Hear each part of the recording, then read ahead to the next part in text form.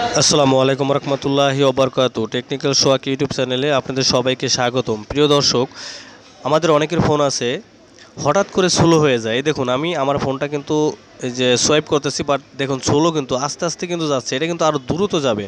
তারপরে মাঝে মাঝে হ্যাং করে, এমন হ্যাং করে তখন বিরক্ত হয়ে মোবাইলটা মনে হয় একটা আছাড় মারি, এরকম সিচুয়েশনে পড়ে যায়। আর ফোনটা লেগ করে, একটা কাজ করতেছি হঠাৎ করে ফোনটা লেগ করে স্টপ হয়ে যায়, তারপরে অনেক সময় পরে আবার চালু হয়।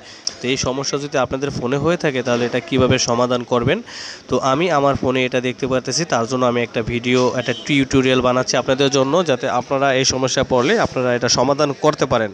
তো আজকের এই সমাধান এই ভিডিওতে আমি দেখিয়ে দেবো।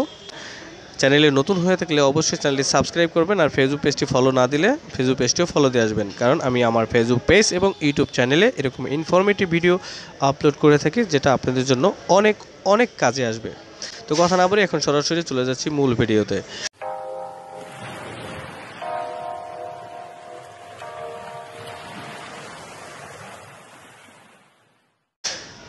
Welcome back. তো প্রিয় দর্শক, এখন আমি আপনাদের যে মূল বিষয়টা আপনাদের বলবো, প্রথমত যে বিষয়টা আপনাদের কাছে শেয়ার করব সেটা হলো, আপনাদের ফোনে বা আমাদের ফোনে আমরা কি করি, অনেক সময় অনেক অ্যাপস ইনস্টল করে রাখি, কিন্তু সেই অ্যাপসগুলো আমরা ব্যবহার করি না। প্রথমত সেই অ্যাপসগুলো আপনারা আপনার ফোন থেকে আনইনস্টল করে দেবেন। তো সেই অ্যাপসগুলো আপনারা কীভাবে আনইনস্টল করবেন সেই প্রসেসটি প্রথমত আপনাদের দেখিয়ে দিচ্ছি। ক্লিক করে ধরে বসতে হবে, তারপরে এখানে একটা অপশন দেখতে পারবেন অ্যাপ ইনফো।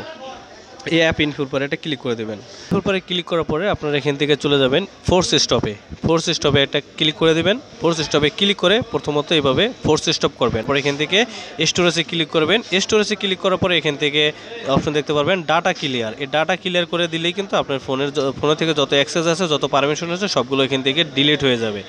That's it. এখন এবার আপনি ব্যাগে যেয়ে জাস্ট আপনারা এখান থেকে আনইনস্টলে ক্লিক করে আনইনস্টল করে দেবেন। আমি এখান থেকে আনইনস্টল ক্লিক করে ওকেতে ক্লিক করলাম। দ্যাটস ইট, হয়ে গেল, একদম সঠিকভাবে অ্যাপস আনইনস্টল করা হয়ে গেল।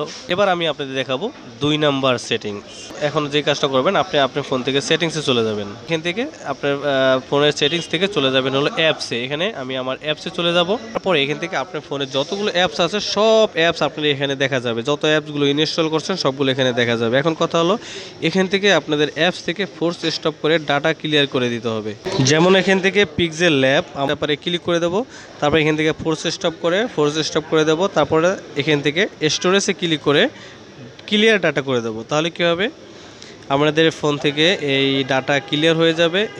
এখানে আছে টোটাল 46 MB, আগে ছিল হলো 300-400 MB। তাহলে আমার স্টোরেজ কিন্তু এখানে অনেক কমে গেল, তার মানে আমার ফোনের স্টোরেজ বেড়ে গেল, তাই না?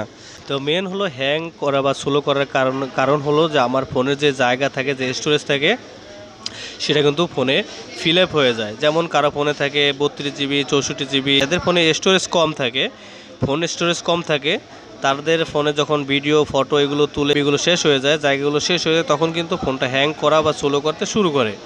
তো এর জন্যই আপনাদের প্রতিটা অ্যাপস থেকে এভাবে করে ক্লিয়ার ডাটা করে দেবেন, ফোর্স স্টপ করে ক্লিয়ার ডাটা করবেন। তাহলে কিন্তু আপনাদের ফোনের স্টোরেজ আগের চাইতে অনেক বেড়ে যাবে।